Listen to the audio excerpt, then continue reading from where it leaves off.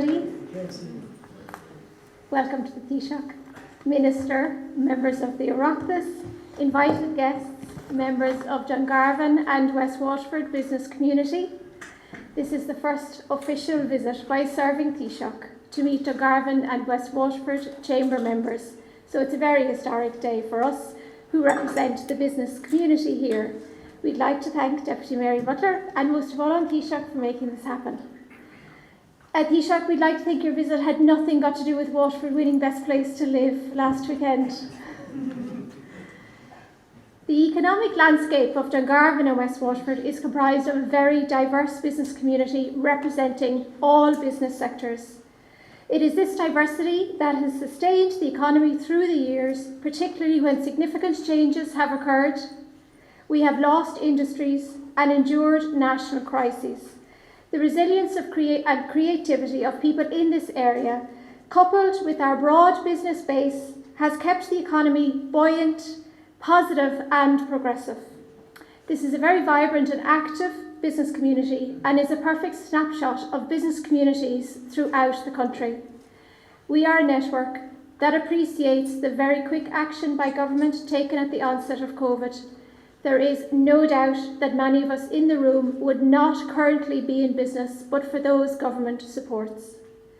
So to ensure that Dungarvan and West Waterford remains an excellent place to live, work, play and stay, it is important to address current issues and opportunities as well as to prepare for future possibilities and challenges. We must sustain growth in our area and future-proof Dungarvan and West Waterford for generations to come. So on that note, we are delighted to be having this discussion with Taoiseach Micheál Martin. I am now going to hand the floor over to Taoiseach, and after that, fellow Chamber Director Shane Connors will host a brief Q&A session. Thank you.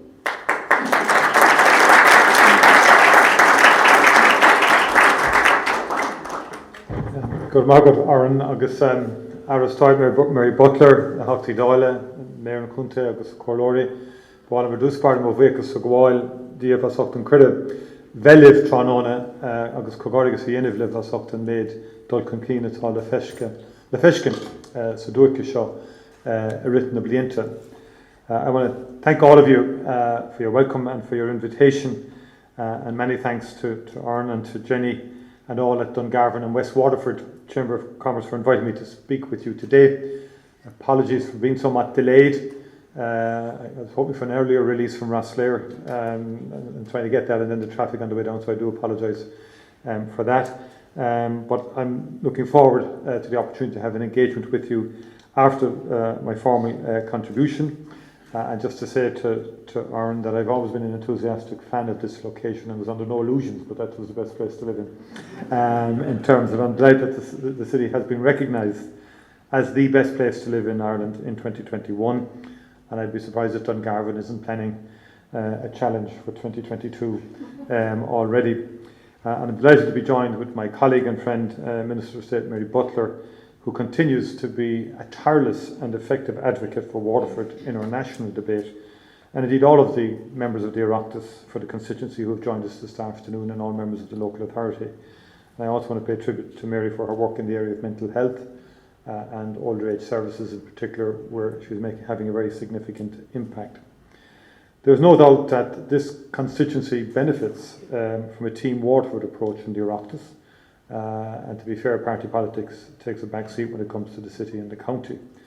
I also want to say that the members of the local authority, both the city and the county council, their presence, I think reflects the united and team-based approach that is essential for any region to progress. And I know that the work of the council has been very effective in supporting the local community and the local economy, particularly during the course of the pandemic, and I want to acknowledge that. Given the events of the last 18 months, I strongly believe that it is more important than ever to take time to acknowledge the resilience, the determination and the hard work of so many communities, and particularly here locally. Glad to have the opportunity to do that and to thank the Chamber for the work that you did during COVID-19. As Aaron said, it was a very difficult time for everybody, particularly if you're in business. because there was that uncertainty about the future. And the overarching objective of both government and business and industry was to keep things intact throughout the worst part of the pandemic, to facilitate a reopening then, which would maintain viability in as many enterprises and companies as possible across the country. I'd like to say a few words about some of the major issues that face us as a country, and of course that impact on many of you here today. How our society and economy recover from COVID, infrastructure investment, housing and climate change, after which then I'll be more than happy to have a discussion with you on your perspectives on these and other issues. Turning first to COVID, the past 18 months has been an extraordinary time, bringing great personal sadness to many while impacting extensively on our workers and the business community. In response, as you know, government introduced extensive and unprecedented measures to assist impacted businesses and workers, and with the assistance of these measures, many COVID-19 impacted companies and livelihoods were successfully sustained. The past 18 months have shown also the extraordinary adaptability, the initiative and resilience of the business community here in West Waterford and across the country. And while I was preparing for my visit today, Minister Butler explained to me about the particular effort that Aaron and Jenny and the team at the Chamber and the entire business community have put into the local voucher scheme, for example, and described how the local community bought into it entirely and the role that had in sustaining you through the worst of times. That sort of effort in coming together and the display of solidarity with each other, I think, is a manifestation of resilience, but also I think will stand greatly to all of us into the future. Now, as we emerge from the necessary public health restrictions and reopen to international trade and connectivity, government will continue to help businesses in their next phase of recovery and adaptation. Obviously, the success of our national vaccination programme has played a huge role in our ability to move to a new phase of managing the virus, and I can't visit County Waterford without again paying tribute to the genuinely extraordinary take-up of the vaccine here, the very best in the entire country. We like to talk about Ireland being the best in the EU. Well, Waterford is the best in the EU in terms of the actual participation rates, which I think is a great sign because it's adherence to science and I think to acknowledgement that we're all interdependent and that when we take a vaccine we just don't protect ourselves, we protect others. And I think it also means that we can open up with a far greater degree of confidence and concentrate on recovery. In the summer we published the Economic Recovery Plan, which will support our recovery but will also address structural and long-term weaknesses in our economy, but also help us prepare for a transition to a carbon neutral and digital future. So the two big themes of that recovery plan are the new green economy and digital transformation. We will do this by helping businesses big and small adapt, by supporting workers to flourish and thrive in the post-pandemic Ireland. And through Enterprise Ireland, through the local Leo network and other agencies, we're going to work hard to create a supportive environment that encourages innovation, collaboration and risk-taking. For example, the Sustaining Enterprise and Accelerated Recovery Fund from Enterprise Ireland is providing liquidity support and helping businesses adapt to the digital and climate transformation. Government is also committed to supporting you to build, to continue to innovate and to drive job creation across the region as you've done so well in the past. I'm aware, for example, of the work that Jenny and the Chamber have done to develop a tailored employment initiative to address staff deficits in the area, and you're working on a multi-agency basis on that as well. Broadening and strengthening the South East's exporting base will be essential going forward. Identifying and assisting first-time exporters, growing knowledge and capability and supporting SMEs to scale up their exporting strategies will be key to success. And as part of this in government, we're supporting the development of 9 new regional enterprise plans to 2024, including for the South East region. These are bottom-up plans developed by regional stakeholders, including the local authorities, the enterprise agencies, local enterprise offices, regional skills forum, and education and training institutes in each region. This is in addition to the ongoing work of the various bodies such as the Industrial Development Authority, Enterprise Ireland, and others. The South East Regional Enterprise Plan Steering Committee, chaired by Patsy Carney, Director of Kinetic Labs in Waterford, is, I understand, well advanced in its work and I know that Minister Robert Troy has engaged with the committee on a number of occasions in recent months. Central to our ambitions for regional development is, of course, higher education. And I know well the deep commitment to it that exists here in the South East and in Waterford in particular. Much good work has been undertaken by TU South East of Ireland Consortium of IT Carlow and Waterford IT, supported by their staff and students and by regional stakeholders, including you, the business community. I do recognise that this has been a lengthy and at times arduous journey, but the rewards are worth striving for. Minister Harris has now received and is considering the advisory panel's report, along with the views of the Higher Education Authority on the consortium's application for TU designation, after which he will make his decision. He received the submission on the 13th. I know that everyone involved with this process is putting maximum effort into achieving a technology university designation, and I'm very confident that the goal will be achieved. The government wants the technological university that emerges in the South East to be a magnet for investment, a driver of regional access and development of all types, and of course a catalyst for innovation and change.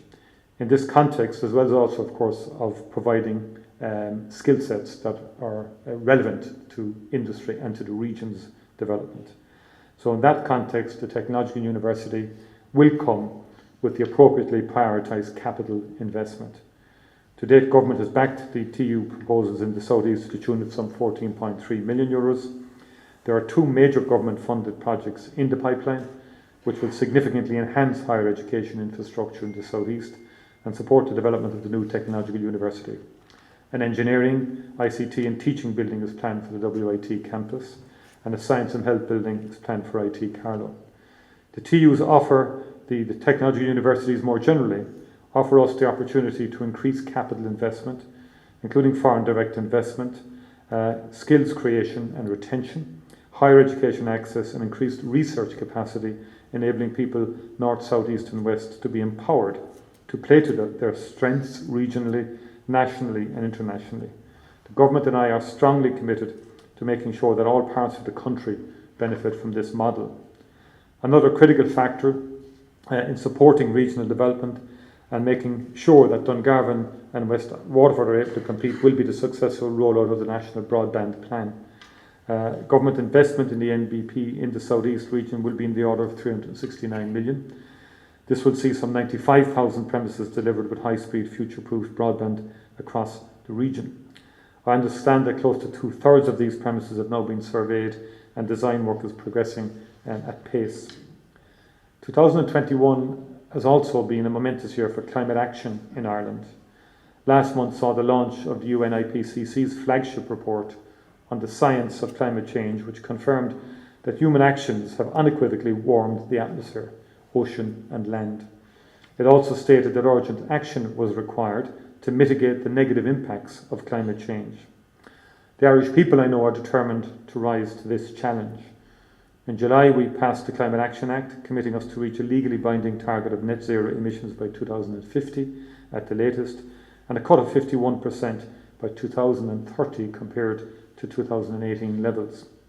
In the coming weeks, we will publish a climate action plan which will detail measures in every sector to bring about the significant changes needed to transform our society and to achieve these ambitious targets. Our immediate target of halving emissions by 2030 is challenging, but it's also an opportunity for enterprises in every corner of the country to help transform our economy, create new jobs, protect our environment and build a greener and fairer future. There are jobs in this area, and there will be many, many jobs in this area. And for our part, the government wants to provide the right conditions to enable businesses to take this journey. We're doing this by providing investment certainty, state supports, and empowering local action.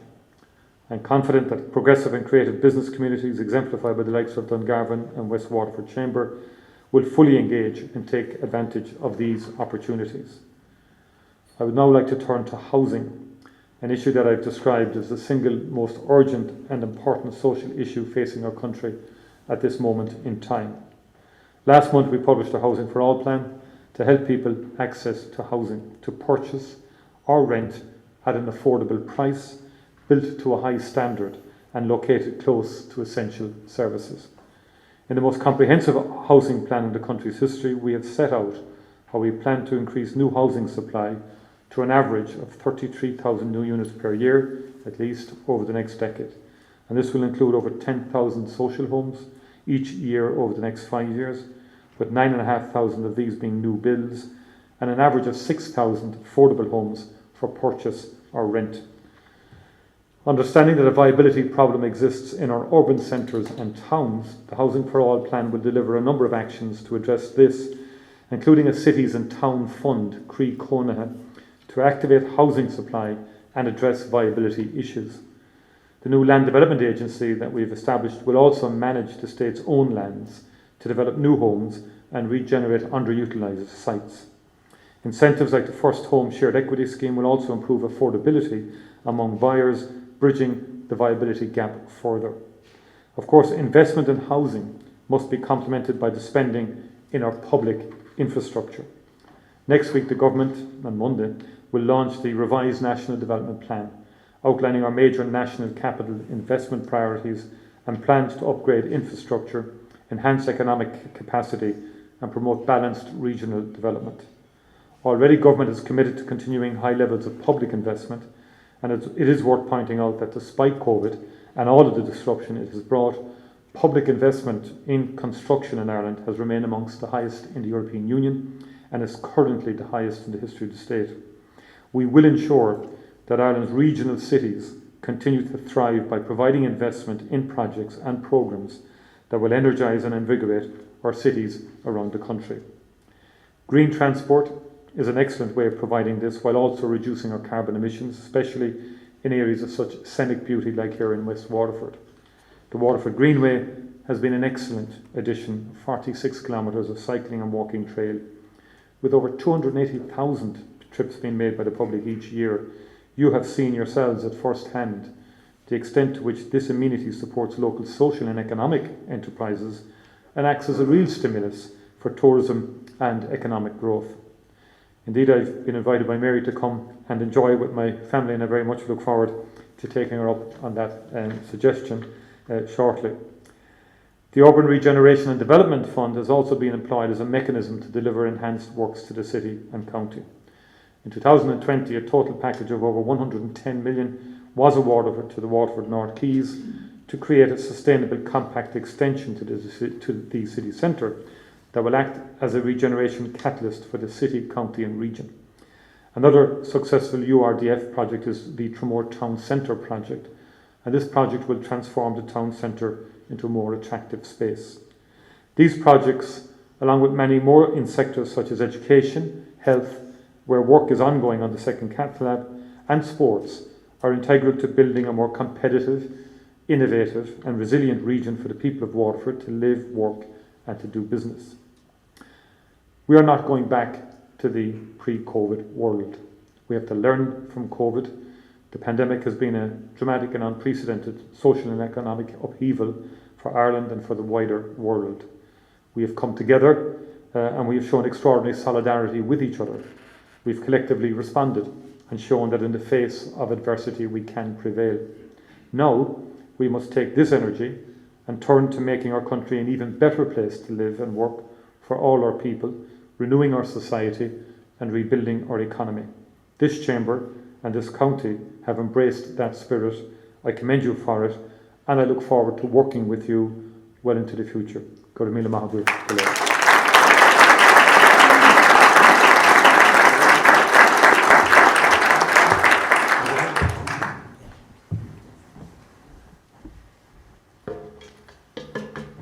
Thank you very much, Taoiseach. That was very informative.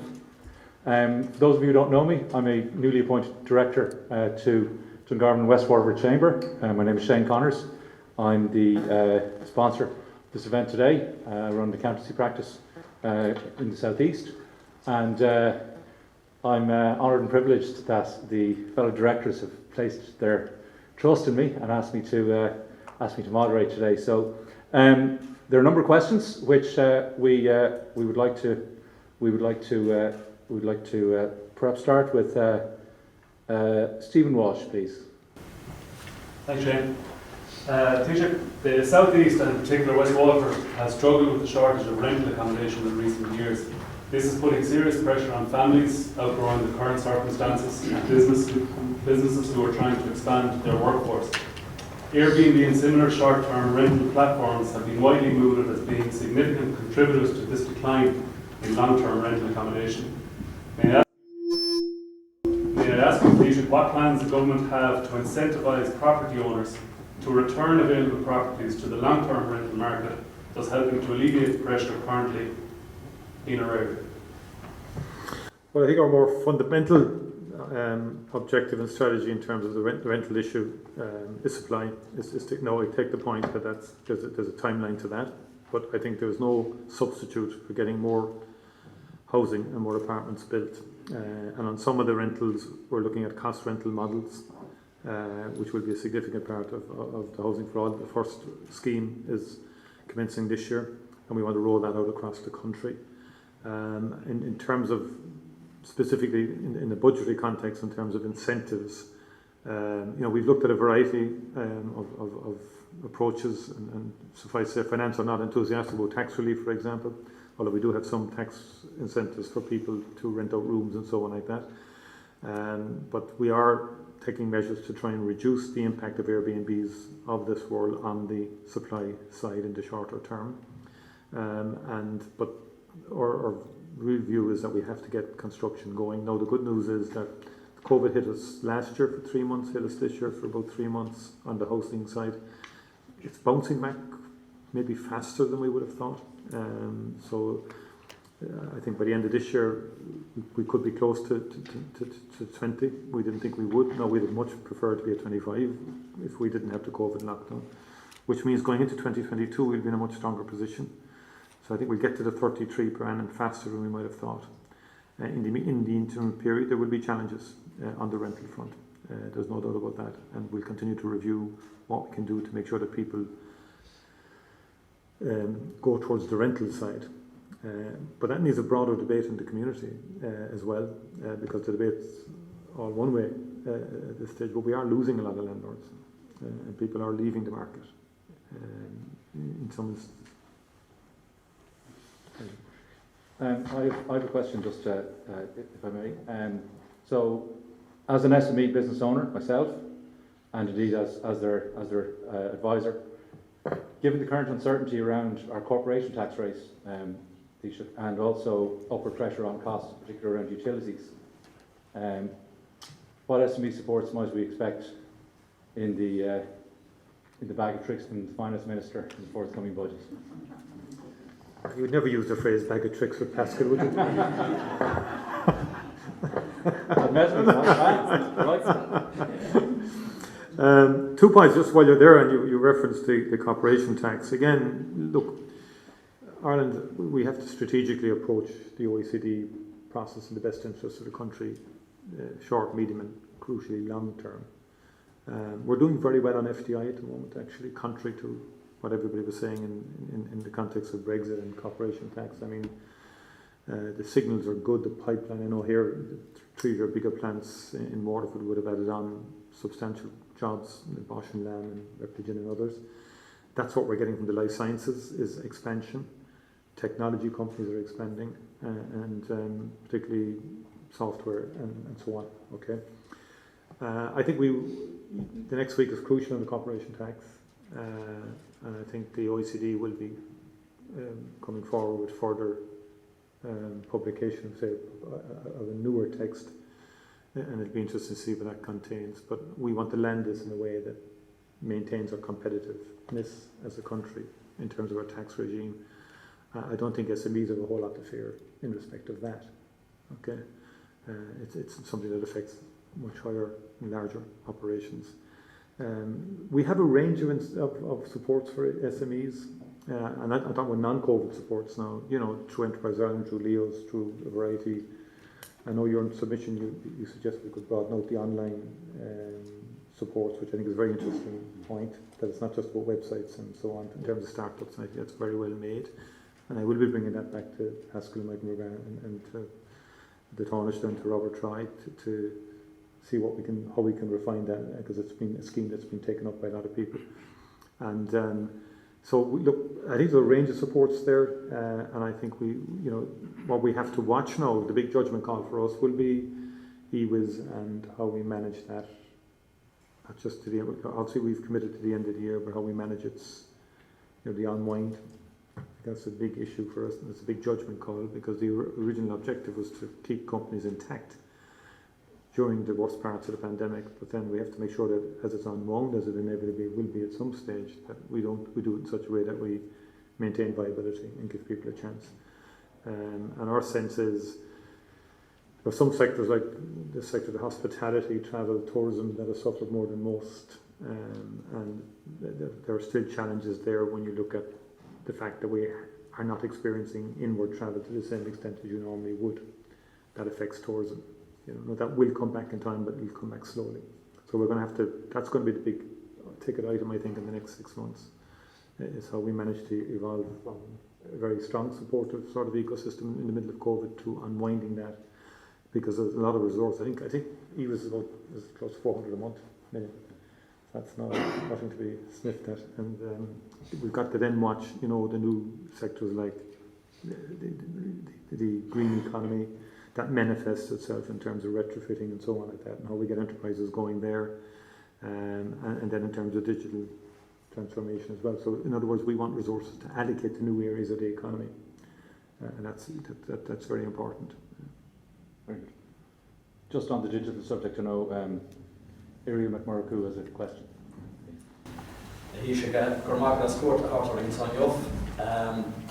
It's not commonly known outside of this area, but after Dublin and Galway, there is more television now produced in Waterford than anywhere else in the country. Television, yes. And this is a cluster of companies locally who are doing everything from arts programming for Sky to sport for TG Cahir and RTE, and cultural documentaries, all kinds of stuff.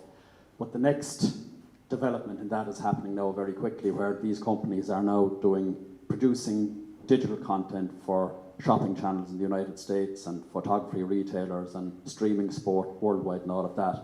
And all of that is leading on to the next developments, which are really, really uniquely happening here other than anywhere else. Could you see yourself to lending your support to a plan which would accelerate these developments here in this area and making this area and Waterford a leader in this field if that plan was put to you? Absolutely, yeah. I'm very excited about that type of development.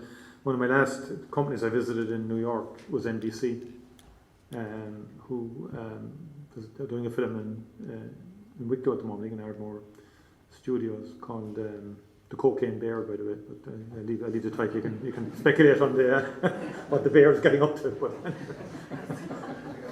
But they were very excited about Ireland. Just quite interesting. Obviously they were on about tax, the Section 481 and all of that. But the point they were making to us is that the spin-off for local suppliers, local production companies is enormous. It's a huge industry. And what I found interesting was their biggest challenge in Ireland was what? Staff, crew, and by crew they mean plumbers, carpenters, people who do the stage setting, sound engineers. That was the challenge they put before us, that they'd love to do more.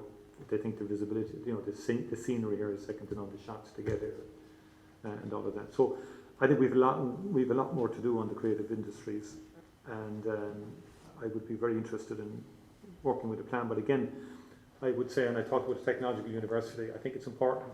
Like I've been a long-standing supporter of WIT. You mightn't think that, but I have been. As Education Minister, I bought the land, which at the time people were worried about. We bought all that acreage. It's critical that the TU develops a sort of some thematic strengths that other regions don't have. And I think it's areas like that you should kind of identify, work with the institutes then, and say we're making this a specialty for the region. It takes time to do that. Like Athlone developed a specialty in polymer plastics, which was useful to them for attracting certain industries. Limerick was technology or textiles in the institute, but the UL, if you like, developed that sort of pro-business. I know it's kind of into the IT software. So different regions kind of develop different strengths, and I think it's not just about we have a technological university. I think we've got to work out then how can the university develop a niche areas? It already has some, particularly in the enterprise side, it's quite strong, and others in science. But I think that's the kind of thing we should work at. Can we get the skills base into the university as well around that and grow that in town? I presume that's part of the plan, and I'd be very supportive of that. Great, thank you, Taoiseach. Just before I wind up, a couple of thank yous. If you have a few more, you can take any more questions. We're not getting a question. Anyone else? Yeah, Paul. I just have a question to you, just in relation to the workforce and employment and things like that. I suppose at the moment we have, I think, 100,000 on PUP still, and even more again on the live register. At the same time, even from myself, my own experience as an employer, and from talking to other people, they're finding it impossible to get staff. So I suppose, how do we bridge the gap from getting people off the social welfare or off PUP into maybe lower to middle income positions? It doesn't seem to be much of a gap at the moment. Like a lot of people, you often hear people saying, you're better off almost, they were better off on the COVID payment than they were going back to work. Obviously that's not sustainable, costing huge money for the country, and a lot of businesses are actually suffering because they can't get staff. So I suppose what's the plan to kind of phase out I suppose we're very helpful to people, but we're arguably too helpful to some people now, I think. So I think you know that yourself. Well, yeah, look, first of all, there was about 450 was it in February on the pub. That's down to 106 as of last Friday, 1,000. So it's come down dramatically. There has to be more targeting now, and I think there's far more engagement with those remaining on the pub. And there's a lot more checking going on by social protection as to are you available for work. Even, for example, there was an exercise undertaken during the summer to ask people to re-register, if you like, come in, and it was all thousands didn't bother, so that told its own story. So that kind of intense engagement is going to increase. The rates have come down significantly, and so the next transition will be on to kind of job seekers allowance. So I think you'll see rapid movement in the coming weeks and months on this. There's a big paradox at the moment. If you take the numbers on unemployed, the numbers on PUP, and then the thousands of vacancies that are there at the moment, so the two don't match. What was interesting that we did with an economic recovery cabinet committee yesterday, and we had a labour. This was the topic actually, what you just raised, and the data from CSO and from my own department's economic unit was quite telling.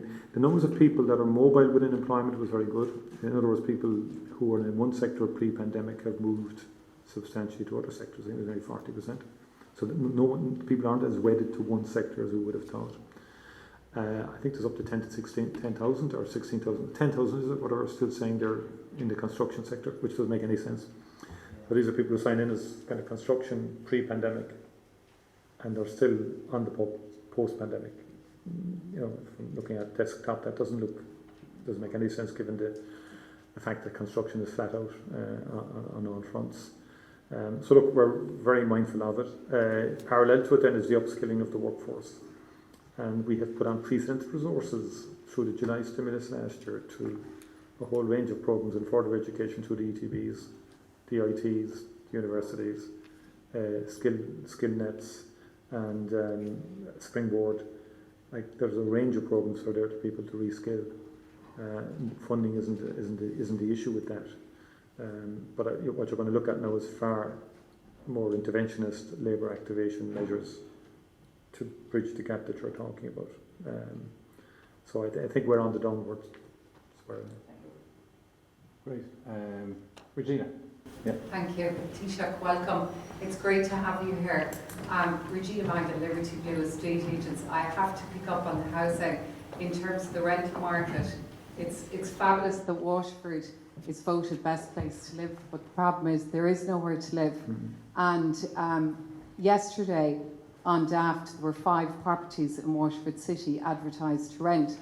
Now as business people we want to attract people to work here, and I can tell you now I'm in business nearly 25 years, and I'm sure David Reynolds hasn't seen anything like it either here in terms of the property market, but it is a disaster. So like in Dungarvan at any given time, there might be one property to rent.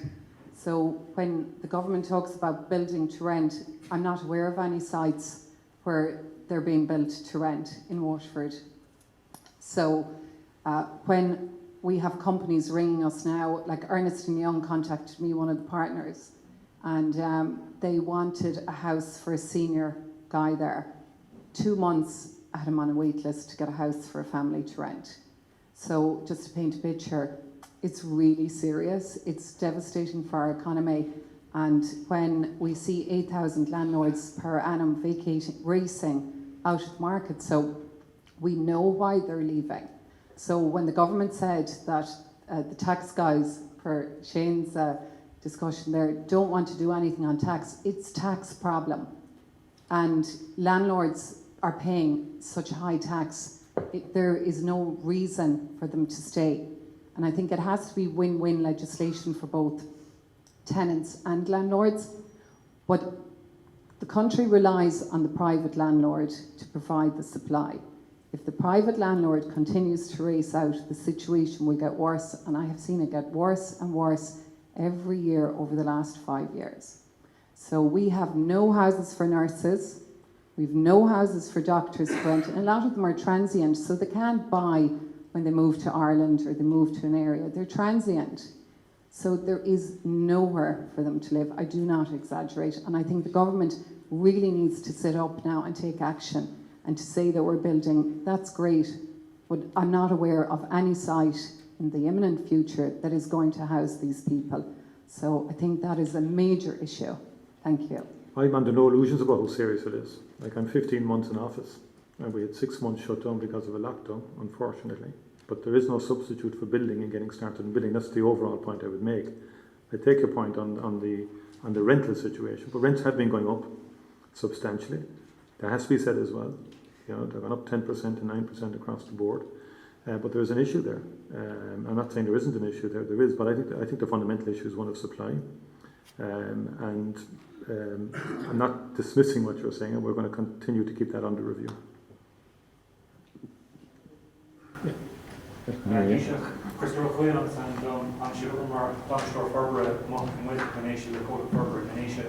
So does the board of you have to record con Salt of Wintas and Rian Glass, bottom Quirhurted, Chuck Mako Fadlish, Legwell Manisha, he's could he help it come con Creek or the Frost and Son.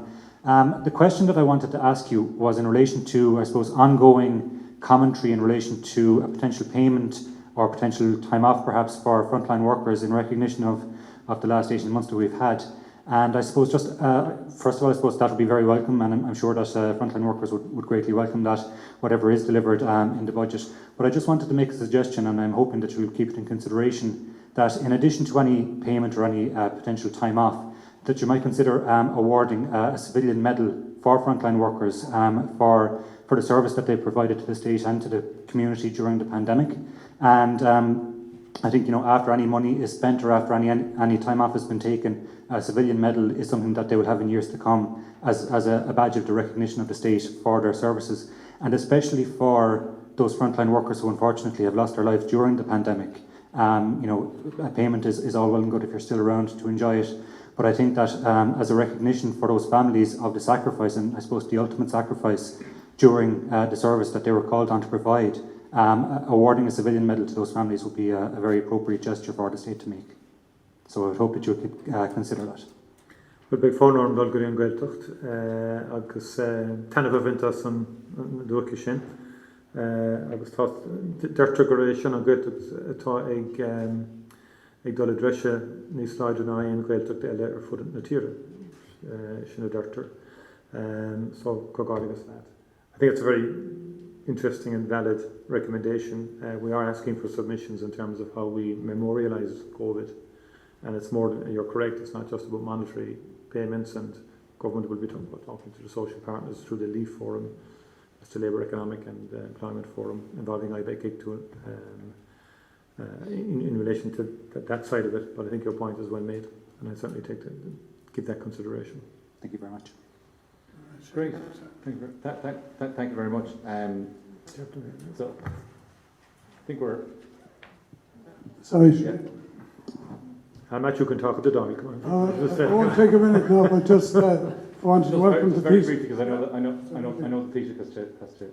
Yeah, fine. I just wanted to welcome the Taoiseach to Dungarvan, and Dungarvan Chamber is very dynamic, as he knows, Jenny and Oran and the team, and congratulations to them on your visit here, Taoiseach. And also Dungarvan itself is very dynamic, and the west of Waterford is very dynamic. People get up and go, so I think people will be largely, what you've said here today, I think will have landed well.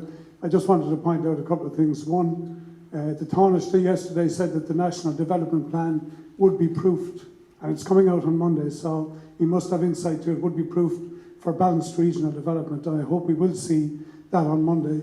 One of the other things I'd flag to here, two things if I may. One is in relation to, I suppose, the climate and green agenda. There would be a lot of concern here in this room, and certainly without regarding where a nitrates directive might go and where we're going in terms of nitrogen. And I would say to you that there's an excellent proposal at the present time down in WIT requiring funding from SFI, which could go a long way to solve our problems, and I'd ask you to have a serious look at that if you please. The other thing is, and I know some of our councillors here would want to talk to you about this, is the issue potentially of one-off housing in the new development plan that we are going to approve. And essentially, as you know, the planning regulator has been talking about minimum densities. We have a lot of people here in this room who probably would have relatives who might own a bit of land. They want their children to be able to build there, and potentially where the planning regulator wants to go might not suit that purpose. So again, I would flag that to you. And just the last thing then is in relation to the offshore wind development.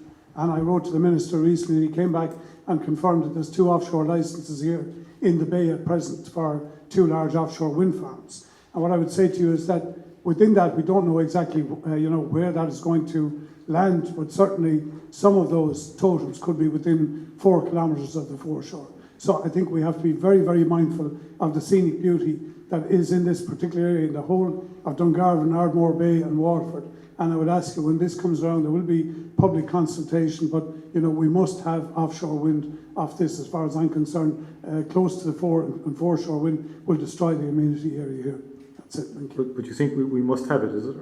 Well, I'm saying we must have offshore capability, and the problem is what's being discussed at the moment, it looks like for here, is going to be attached close to the seabed. That's going to require them to be in close to the foreshore, and some of these totems could be 350 metres tall. So I think this is something that's going to have to be looked at, but all of the talk you've said about here, it being scenic, it being beautiful, and we do want to support the Climate Action Plan, but I would just flag that to everybody here in the room as well. Well, we can debate that in another forum as well, but I just want to make 3 points about that. First of all, government is absolutely committed to regionalisation. We want to grow the cities outside of Dublin. That's absolute. The URDF funding is a demonstration of that. All the cities, Waterford, Cork and Galway, all got substantial allocations. The issue actually now is delivery, working with the local authorities. That's the issue. And the capital that will be allocated in the National Development Plan, okay, it's 165 billion, probably will be the total figure. I don't get bamboozled by figures anymore. I'm more interested in delivery. So last Tuesday, the Cabinet decided that the Attorney General is heading up a project to do something that would normally take 5 years, and we're asking him by next September to have a complete overhaul of our planning legislation, particularly the 2000 Planning Development Act, and to streamline it, make it more efficient and more effective, and to make sure that there's very clear demarcation lines between the local, the planning, but also the courts. Now, in the interim, we're bringing forward laws to deal with the judicial review system to try and streamline that. The biggest problem in the country, if we're frank about it in terms of getting projects done, is getting things through planning and the various procedures right across the board. No question about it. If you talk to any agencies about any particular project, it could be a railway project, it could be a road project, it's taking years to get things built. It's taking hospitals years to get built, as you can see. So that's a problem for the country. And so that's one exercise we're doing. The second exercise on the offshore, when I came in, I said there were 3 pieces of legislation that I wanted done. One was the Land Development Agency Bill for housing, so that we could use state-owned lands quickly for housing. And that was going on for years. To be fair to the AG, he knuckled down his team and housing, and there we got that through. We've published the planning bill, the maritime planning bill, and the maritime spatial plan. both of those now done. The spatial plan is done for our seas now, for our entire maritime territory, first time ever. The legislation has been published. We have to get that through the door. Why is that important? It does give investors certainty about the planning landscape. Offshore, foreshore, all that has caused huge logistical difficulties in terms of getting anything done, from a marina to agriculture, you name it. And so that will get through the door, and that will give us certainty in terms of the investment. Now that means there will be a planning process. So any project that comes forward on the offshore front will have to go through such a planning process. But when I use the word challenge in the speech, like you can see the word challenge, it can be littered around any speech. But climate change is going to be challenging. And the great sentence always begins with, I'm in favour of climate change, we all are, but. And it's followed with a but. And I think we're all going to have to do a bit of deep thinking and qualify the but a bit, because the fossil fuels, long term, are not an option, medium term are not an option. Apart from the environmental damage and pollution and all the rest of it, it's not an option in terms of the climate. So we've hard choices to make. We think we have to do it sensibly. I think there has to be community gain. But offshore can bring industry. Like I've just come from Rosslare, and they're making a huge pitch to be the offshore wind centre. Met all of the investors. They want to be the base where the cranes or whatever things are constructed, and in a one-stop shop place, all the raw materials go there. They construct there, they ship out to the site. And there's many ports now are angling for that kind of investment, which will be substantial in the next decade in Ireland, and will create a lot of jobs in port areas. So it's a challenge, and okay, I get people who look at the aesthetics. The East Coast is preferable because it's shallow. It's a bit more shallow than the Atlantic and the West Coast, but the West Coast is in the game as well. And around the southwest, they'll be looking to get a piece of the action from offshore wind also. But you can see all of them at the moment, because as we decarbonise, this is happening in Germany, and they're denuclearising in Germany, and trying to decarbonise is creating energy as we develop data centres to a much greater extent, because of the power of data and data being so critical in modern society. So these are real challenges, and creating kind of crunch points in our energy supplies, and that's why gas will have to be a key transitional fuel for quite a long time. And in the next auction for investors, we have to make that clear, that gas is not something that's going to end anytime soon. Oil and coal, yes, in terms of electricity generation, but gas is a journey to go yet to underpin the renewables side. This is, these are big challenges to decarbonise as we grow an economy at the rate that we'll be growing the next couple of years. And we're growing, if you do GNI, we'll be at 5-6% this year, next year. Forget the GDP figure, that's not an accurate figure because of the multinational presence and so on. Sorry for going on about Shane. Yeah. No, fascinating. There's one chap at the end who wants to come in, I think. Now, just to warn you, I'll declare an interest. He's my brother, so be careful now. I could see you avoiding him. So I said, this guy might be in trouble, let's take a chance. Very much. I suppose I'm a farmer, first of all, but something that's maybe a burning issue in this part of the country, in the southeast in general, is the Bellevue plant and the cheese plant. An absolute abuse of the planning process by Antashka. To be fair to Glanbia, this is an innovative step. They're Brexit-proofing their business. They're going into a lucrative European market. They have partners in order to do this. This is enhancing the value of the product we're already producing. The cows are already in the ground. It's vitally important that we really push on with this, because I suppose the point that a planning decision, or all the planning decisions have gone with us, first of all, and they're consistently using this as a delaying tactic. So the value of it cannot be underestimated to the local economy.